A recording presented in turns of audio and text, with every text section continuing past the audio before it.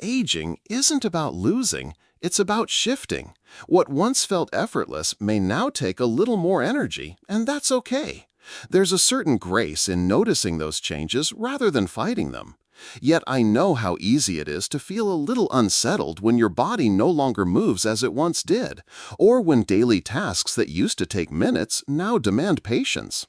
That pause, that moment of hesitation, can sometimes whisper thoughts of fear. Does this mean I'm weak? Does it mean I'm less than I used to be? But if you look at it differently, perhaps it means you've simply reached a stage where wisdom asks you to choose differently. Think about it. All your life you've adapted.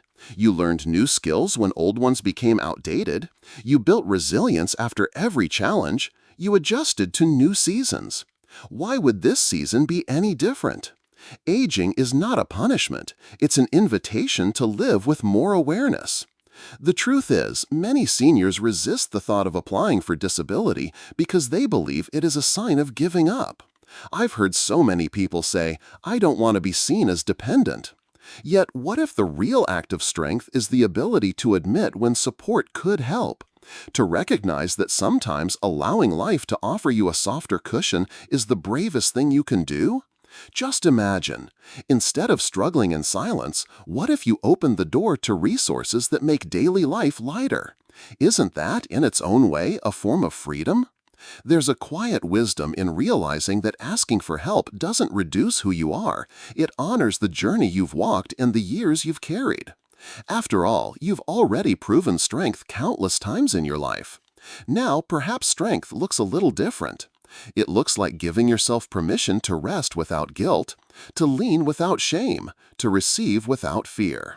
So when you think about these changes in your body, ask yourself gently, am I clinging to an old picture of independence, or am I open to redefining what independence can mean for me now? There is no right or wrong answer, only the awareness that your choices shape the comfort and dignity of your days ahead. Before we go deeper, I'd love to know, where are you reading this from? Drop your city or country in the comments below. Sometimes it's comforting to remember we are part of a much larger circle of people walking this path together. Mary was 72 when she realized that something had quietly shifted in her life. For decades, she found joy in her small garden, kneeling among the flowers, pruning roses, pulling weeds with her bare hands. It wasn't just a hobby for her, it was her sanctuary, her way of staying connected with the rhythm of life. But when her back pain began to grow sharper, she tried to push through, telling herself it was just a phase, just stiffness that would pass. Days turned into months, and eventually the simple act of bending became unbearable. She resisted the idea of applying for disability, insisting to her family that she didn't want to be labeled. Yet one afternoon, after nearly falling while trying to carry a watering can, she sat down on her porch and whispered to herself, "What am I really holding on to? Pride or pain?" That question was the turning point. With encouragement from her doctor and her daughter, Mary applied for disability. What she found surprised her. The process wasn't about stripping away her independence, it was about opening a door. She received assistance that allowed her to buy adaptive tools for gardening, raised beds, lightweight watering systems, supportive kneeling pads. Suddenly she could return to the soil she loved without the constant ache. She once told me, with tears in her eyes, "I thought I would lose my garden forever. Instead, I found a new way to keep it." Doesn't her story remind you that support can be a form of liberation? Sometimes we think that asking for help means surrendering something precious, when in reality it allows us to hold on to what matters most. Perhaps for you it's not gardening. Maybe it's walking to the park, cooking a family meal, or simply living your day without the shadow of exhaustion. What area of your life feels harder than it should be right now? And what would change if you allowed yourself to accept a little extra help? Disability assistance isn't just financial, though that can be important. It can also mean access to resources, tools, and opportunities that make your everyday life smoother and less stressful. It can mean peace of mind, knowing you don't have to fight every battle alone. And isn't that what wisdom really is? The ability to recognize when life is giving you a chance to lighten your load. Growing older is not about refusing change, it's about adapting with kindness toward yourself. So if you find yourself hesitating, ask gently, am I saying no because I truly don't need it, or because I'm afraid of what it means to accept it? The answer to that question can open a path to new freedom. And if stories like Mary's inspire you, make sure to subscribe so you don't miss the next practical steps that could help you navigate your own journey with more ease and confidence. Our bodies, remarkable as they are, carry us through decades of living, but they also tell us stories we sometimes don't want to hear.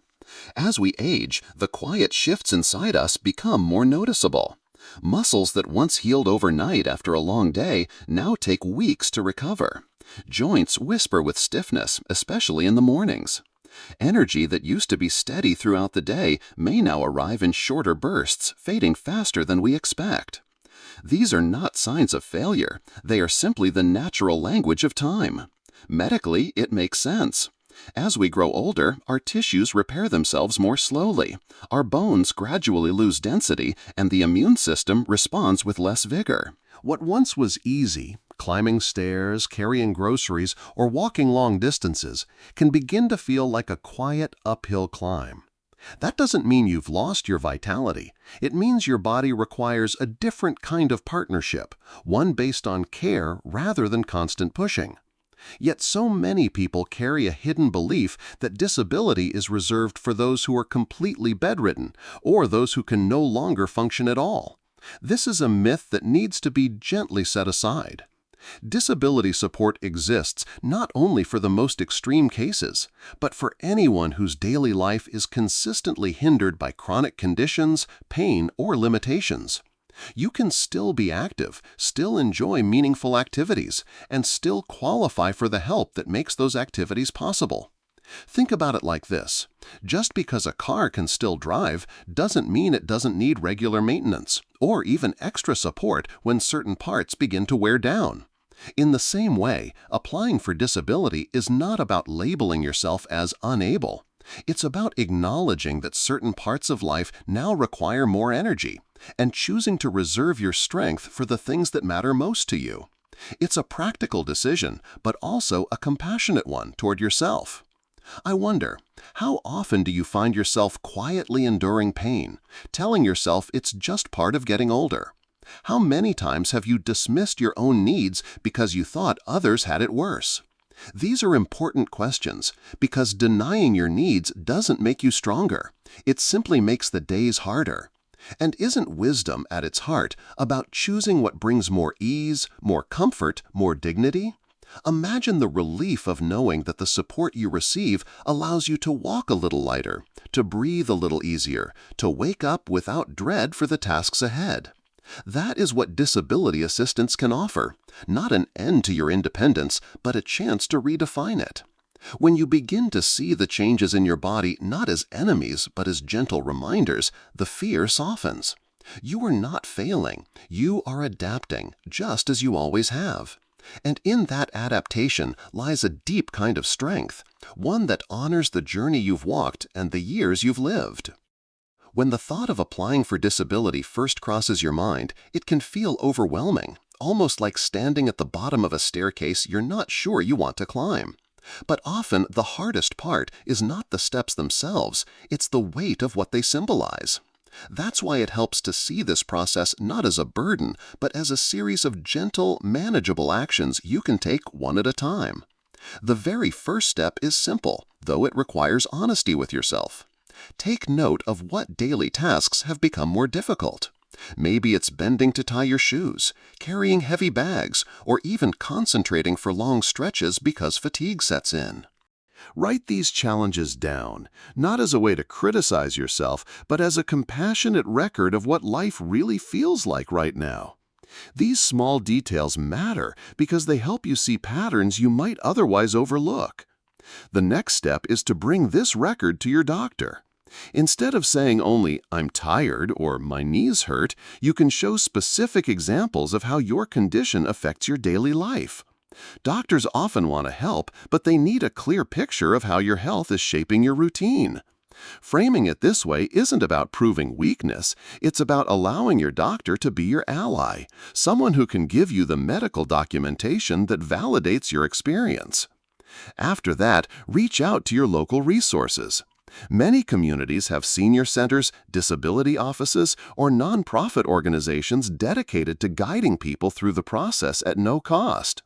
The people who work there have walked this road with countless others, and they know the forms, the timelines, and the little details that can make the process smoother.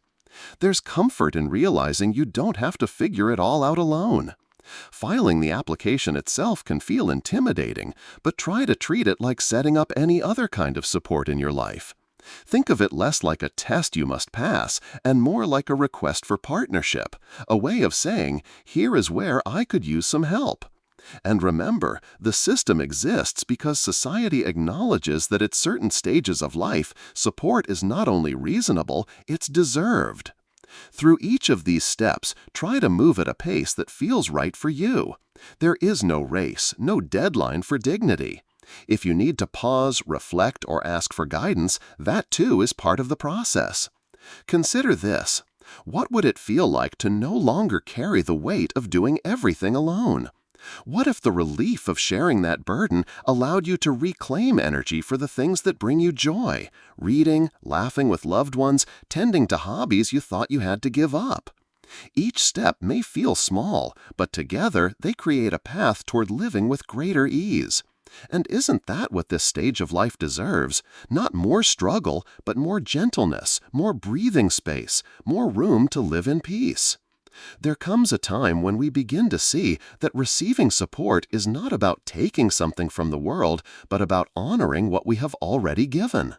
Think for a moment about all the decades you've carried responsibilities, cared for others, and contributed in ways both seen and unseen.